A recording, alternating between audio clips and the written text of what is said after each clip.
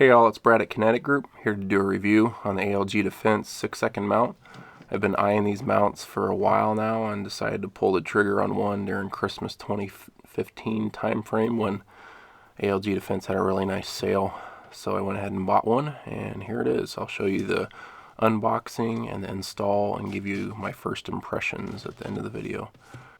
So per ALG Defense, they were approached by a counter-terrorist unit who was wanting a robust red dot handgun sight system for the Glock that was more ruggedized or more durable than the current versions that have been in circulation for the last few years that involve mounting a red dot to the slide of a handgun. So ALG Defense built the 6-second mount, purposely designed for taking down buses or airplanes as a primary weapon system when they couldn't necessarily get a long gun in really tight spaces. So 6-second mount. So this was interesting. It's very similar to what competition shooters have been running for many years, with the actual red dot mounted to a mount that's mounted to the frame instead of the slide of a handgun. So here you go. As you can see, comes in a box with the mount, all the little pieces that go on the mount, and instructions, pretty thorough instructions on how to install the mount on your Glock. So this is specifically for the Glock right now, and for a micro T1. There's another one for an RMR, but I have a micro T on my AR, so I was gonna scavenge that off my AR for this project. So for those of you who are weight conscious and want to know how much this is going to weigh on your Glock, here's the mount with all the mounting hardware and the blast deflector, and also the aim point. So together, about 6 ounces. Here are the two Glocks that I'm going to be mixing and matching to put this 6-second mount on. This first one right here is my home defense handgun with the X300.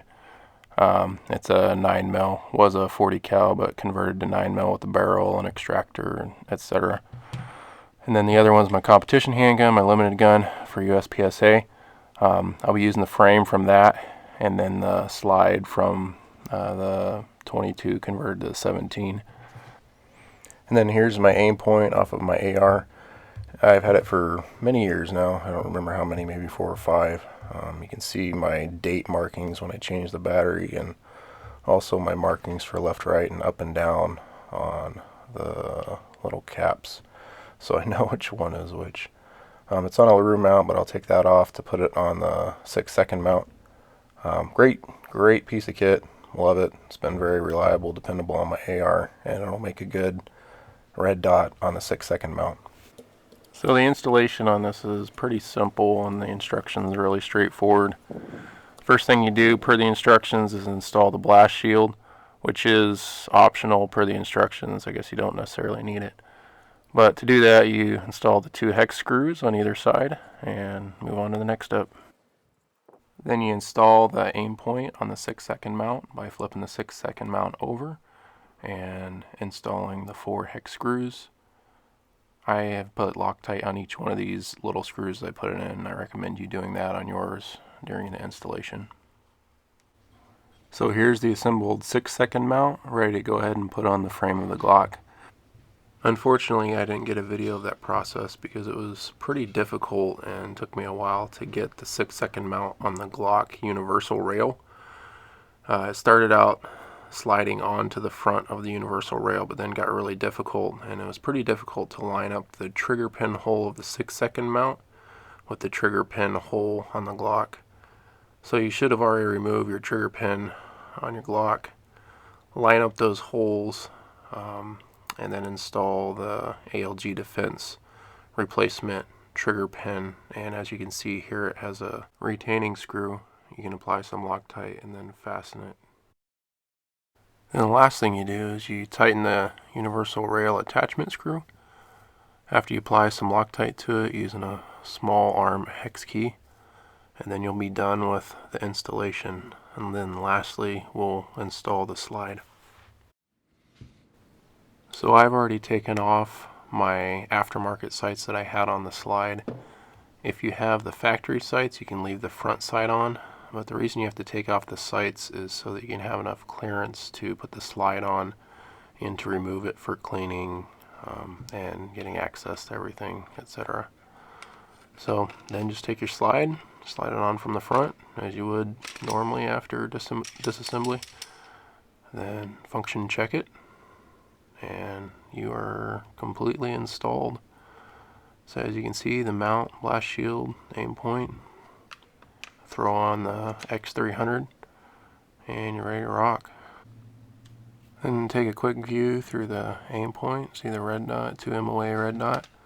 Then what I've also done is put in a magazine with a Terran Tactical base plate that brings up the capacity to 22 to 23 rounds. So the completely installed ALG 6-second mount with an aim point micro T1 and X300 and extended mag. So the original reason I got this was for possible home defense handgun. The red dot is a great thing for close quarters and low light to no light situations. Then of course the X300, very similar to my previous setup. And then with a 22 round mag, you have everything you should need for a home defense scenario. So I took it out to the range and I zeroed it at about 7 to 8 yards, which brings up a great point about having a red dot on your handgun instead of your typical iron sights, is that depending on what scenario you're going to be using this for, whether it's home defense or actual operators on a mission, you can zero this for different distances very easily, whereas with iron sights you're limited on that. Another great benefit is I found that my groups were a lot tighter with this red dot. Once I had it zeroed, I could basically place the red dot on the whole of the previous round and it would just make a really tight grouping. It just seemed instantly easier to be more precise with the red dot than with iron sights. Another great benefit was the fact that I could see where I was missing my shots a lot easier and a lot quicker, and how I was, like when I was jerking the trigger, I could see the red dot slide over to the left. It'd be a great dry fire training tool. I've heard others say that when they shot with red dots on their handguns, it actually made their shooting with iron sights a lot better. So when they transition back to iron sights, they're a much better shooter because of having shot with a red dot. So a great training tool. So now on to some negatives. First and biggest, or one of the biggest negatives that I immediately noticed was the increased weight of the handgun.